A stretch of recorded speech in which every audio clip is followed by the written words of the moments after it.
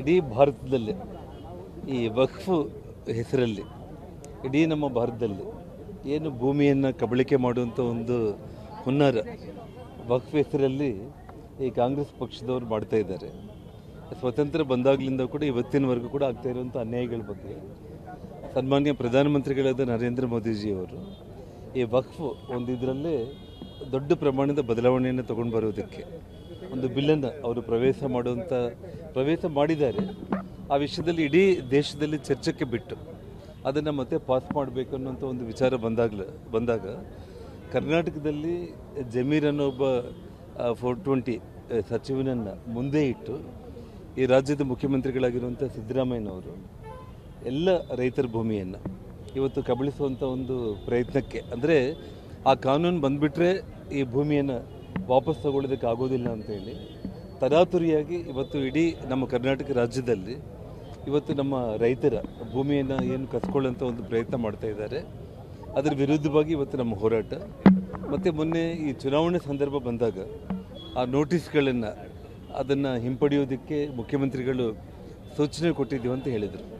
ನೋಟಿಸನ್ನು ಹಿಂಪಡೆಯೋದು ಮಾತ್ರ ಅಲ್ಲ, ಇವತ್ತು ಇಡೀ ಆ ಗೆಜೆಟ್ ನೋಟಿಫಿಕೇಷನ್ ಗೌರ್ಮೆಂಟ್ ಆರ್ಡರ್ಗಳನ್ನು ಸಂಪೂರ್ಣವಾಗಿ ಕ್ಯಾಬಿನೆಟಲ್ಲಿ ಒಂದು ಮೀಟಿಂಗ್ ಮಾಡೋದ್ರ ಮೂಲಕ ಕ್ಯಾಬಿನೆಟ್ ನಿರ್ಣಯಗಳನ್ನು ತಗೊಂಡು ಶಾಶ್ವತವಾಗಿ ಇದನ್ನು ಅವರು ಕ್ಲೋಸ್ ಮಾಡಬೇಕಾಗಿತ್ತು. ಅದನ್ನು ಬಿಟ್ಟು ಚುನಾವಣಾ ಒಂದು ನೆಪದಲ್ಲಿ ಆ ನೋಟಿಸ್ಗಳನ್ನು ಹಿಂಪಡಿತಾ ಇದ್ದೀವಿ ಅಂತೇಳಿ ಹೇಳಿಕೆಯನ್ನು ಕೊಟ್ಟು ಅಲ್ಲಿಗೆ ಬಿಟ್ಬಿಟ್ರು. ಹಾಗಾಗಿ ಇವತ್ತು ಭಾರತೀಯ ಜನತಾ ಪಕ್ಷ ಕರ್ನಾಟಕ ರಾಜ್ಯಾದ್ಯಂತ ಇದು ಹೋರಾಟ ಏನು ಮಾಡ್ತಾ ಇದೆ, ಇಡೀ ದೇಶನೇ ಗಮನಿಸ್ತಾ ಇದೆ. ದೇಶಕ್ಕೆ ಇವತ್ತು ಏನು ಸನ್ಮಾನ್ಯ ಪ್ರಧಾನಮಂತ್ರಿ ನರೇಂದ್ರ ಮೋದಿಜಿ ಅವರು ಕಾನೂನನ್ನೇ ಅವರು ತಿದ್ದುಪಡಿ ಮಾಡುವಂಥ ಒಂದು ಈ ಸಂದರ್ಭದಲ್ಲಿ ಕರ್ನಾಟಕದಲ್ಲಿ ಅನಾಹುತಗಳನ್ನ ತಪ್ಪಿಸೋದಕ್ಕೆ ರೈತರ ಜೊತೆಯಲ್ಲಿ ಭಾರತೀಯ ಜನತಾ ಪಕ್ಷ ಇದೆ ಅನ್ನುವಂಥ ಒಂದು ವಿಚಾರ ಯಾವ ಮಟ್ಟಕ್ಕಾದರೂ ಕೂಡ ಇದನ್ನು ಹೋರಾಟ ಮಾಡಿ ಯಾವೊಬ್ಬ ರೈತರಿಗೂ ಕೂಡ ಒಂದು ಇಂಚು ಭೂಮಿ ಕೂಡ ಅವರು ಕಳ್ಕೊಳ್ಳಾರ್ದೆ ನಾವು ಹೋರಾಟ ಮಾಡ್ತೀವಿ. ನೋಡಿ, ಇವತ್ತು ಖಂಡಿತವಾಗ್ಲೂ ಕೂಡ ಇಡೀ ದೇಶದಲ್ಲೇ ಭಾರತೀಯ ಜನತಾ ಪಕ್ಷದ ಒಂದು ವಾತಾವರಣ, ನಮ್ಮ ಕರ್ನಾಟಕದಲ್ಲಿ ಕೂಡ ಸೊಂಡೂರು ಸೇರಿದಂತೆ ಇವತ್ತು ಸಿಗ್ಗಾವಿ ಆಗಿರ್ಬೋದು, ಚನ್ನಪಟ್ಟಣ ಆಗಿರ್ಬೋದು, NDA ಭಾರತೀಯ ಜನತಾ ಪಕ್ಷನ ಗೆಲ್ಲುತ್ತೆ. ಎಕ್ಸಿಟ್ ಪೋಲ್ ಏನು ಹೇಳಿದ್ದಾರೆ ಹೇಳಿ, ಯಾರು ಹೇಳಿದ್ದಾರೆ? ಸೊ ಹಾಗಾಗಿ ನಾನು ಹೇಳ್ತಾ ಇರೋದೇನಂತಂದರೆ ಅದಕ್ಕೆ ಯಾವುದು ನಾನು ಒತ್ತು ಕೊಡೋ ಪ್ರಶ್ನೆನೇ ಇಲ್ಲ. ಜನರ ಒಂದು ಅಭಿಮಾನ, ಜನರು ಯಾವ ರೀತಿ ನಮ್ಮ ಬಗ್ಗೆ ಅವರು ಆ ಒಂದು ಕಾಳಜಿ ತೋರಿಸಿರುವಂಥದ್ದು.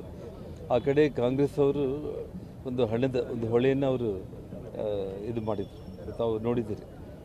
ಲೆಕ್ಕ ಮಾಡಿದರೆ ನಿಮಗೂ ಗೊತ್ತಾಗುತ್ತೆ ಏನಾಗಿದೆ, ನಿಮ್ಮ ಕಣ್ಮುಂದೆ ಇದೆ. ಆದರೆ ಜನರು ನಮ್ಮ ಪರವಾಗಿ ಅಭಿಮಾನದಿಂದ ಅವರು ಹೇಗಿದ್ದರು ಏನನ್ನೋದ್ರ ಮೇಲೆ ನನ್ನ ಅನುಭವದಲ್ಲಿ ಒಳ್ಳೆ ಒಂದು ಮೆಜಾರಿಟಿಯಲ್ಲಿ ನಾವು ಗೆಲ್ತೀವಿ. ಮೂರು ಕ್ಷೇತ್ರಗಳೆಲ್ಲ ಆಗಿರ್ಬೋದು.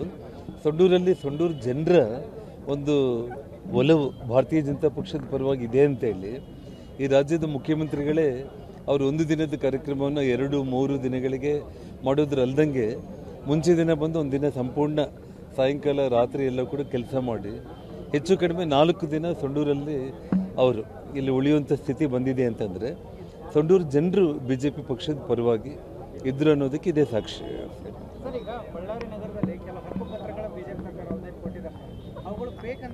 ಮತ್ತೆ ಇನ್ನೊಂದು ಸಂದರ್ಭದಲ್ಲಿ ಮಾತಾಡ್ತೀನಿ, ನಾನು ವಿಷಯಾಂತರ ಆಗೋದು ಬೇಡ. ಇದು ಭಾಳ ಗಂಭೀರವಾದ ವಿಚಾರ.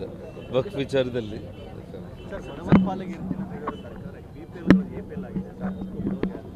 ಅದನ್ನು ಇಡೀ ರಾಜ್ಯದಲ್ಲಿ ಚುನಾವಣೆ ಮುಂಚೆನೇ ನಾವು ಹೇಳಿದ್ದೀವಿ. ಅದನ್ನು ಇಡೀ ಪ್ರತಿಯೊಂದು ಅಸೆಂಬ್ಲಿಯಲ್ಲಿ 30-40 ಸಾವಿರ ಕಾರ್ಡ್ಗಳನ್ನು ಅವರು ಖಂಡಿತವಾಗ್ಲೂ ಕೂಡ ಕ್ಯಾನ್ಸಲ್ ಮಾಡ್ತಾರೆ. ಆ ಗ್ಯಾರಂಟಿಗಳನ್ನು ಕೊಡೋದಕ್ಕೆ ಕೈಲಾಗದೇ ಇರುವಂಥ ಸ್ಥಿತಿಯಲ್ಲಿ ಈ ಒಂದು ಇದಕ್ಕೆ ಕೈ ಹಾಕಿದ್ದಾರೆ. ನಿನ್ನೆ ಎಲ್ಲ ನಾನು ಮಾಧ್ಯಮಗಳಲ್ಲಿ ನೋಡ್ತಾ ಇದ್ದೆ, ಜನರು ನಮಗೆ ಗ್ಯಾರಂಟಿ ಸ್ಕೀಮ್ಗಳು ಇಲ್ಲ ಅಂದರೆ ಪರವಾಗಿಲ್ಲ, ನಮ್ಮ BPL ಕಾರ್ಡ್ ನಮಗಿದ್ರೆ ಸಾಕು ಅಂತ ಹೇಳ್ತಾ ಇದ್ದಾರೆ.